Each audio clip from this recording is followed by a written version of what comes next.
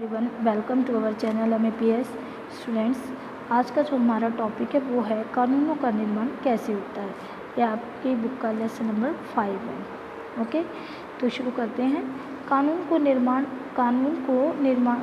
के निर्माण को कई अवस्थाओं से गुजरना पड़ता है।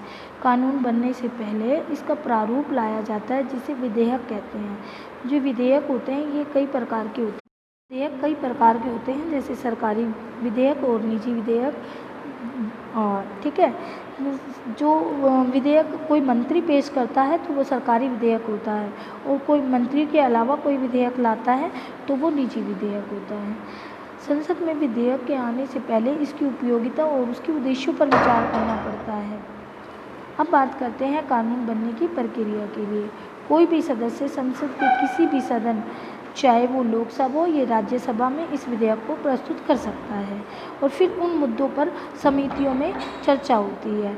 ठीक है, इस चरण में क्या होता है, विधेयक में मतदान होता है। अगर वो विधेयक उस सदन में पास हो जाता है तो फिर इसे दूसरे सदन में लाया जाता है। फिर दूसरे सदन में भी वही प्रक्रिया होती है। दूसरे सदन में लाने के बाद उसे राष्ट्रपति के पास भेजा जाता है, यानी दूसरे सदन में अगर उसे पास कर दिया गया तो वह राष्ट्रपति के पास भेजा जाता है, और राष्ट्रपति के हस्ताक्षर होते ही यह विधेयक कानून बन जाता है। ठीक है, अब हम बात करेंगे संसद के कार्यों के बारे में, जो हम पहले भी पढ़ा चुके हैं। संसद के क्या कार्य हैं? कानून बनाना, कानूनों को स्वीकृत करना, कार्यपालिका पर नियंत्रण करना और वित्तीय संबंधी कार्य करना। जो संसद है पूरे देश का प्रतिनिधित्व करती है। संविधान में संशोधन करने का कार्य करना, बहस का मंच उपलब्ध कराना, और इसके साथ साथ संसद निर्वाचन संबंधी प्रक्रिया में भी भाग लेती है, जो हम अपने प्रीवियस लेक्चर में पढ़ चुके हैं, जैसे राष्ट्रपति और उपराष्ट्रपति के चुनाव। और जो संसद है वो न्यायिक कार्य भी करती है। अब बात करते हैं संसद कार्यपालिका पर कैसे नियंत्रण करती है। संसद के नियंत्रण करने के साधन कौन से हैं? बहस और चर्चा, कानून को स्वीकार करना या अस्वीकार करना, वित्तीय नियंत्रण, अविश्वास प्रस्ताव, प्रश्नकाल, शून्यकाल। ये प्रश्नकाल क्या होता है पहले ये समझते हैं।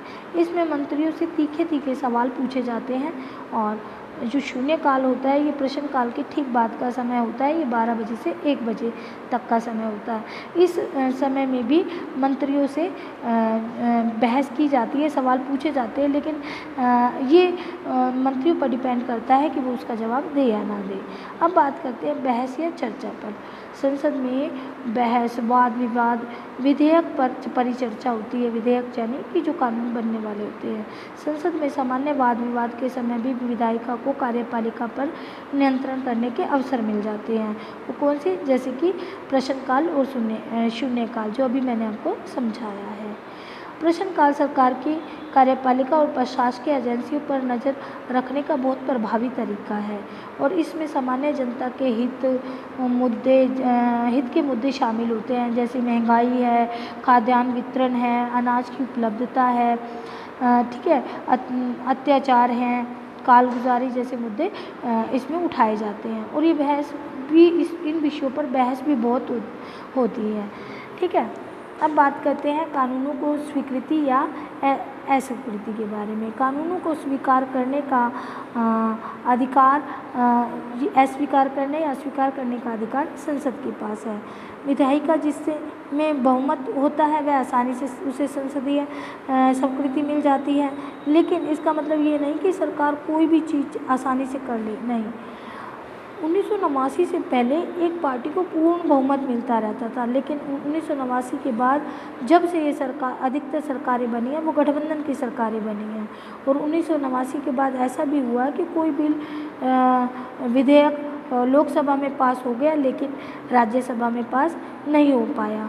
कौन से हैं वो बिल? जैसे लोकपाल विधेयक बिल है, आतंकवाद निरोधक विधेयक है, जो पास नहीं हो पाए हैं।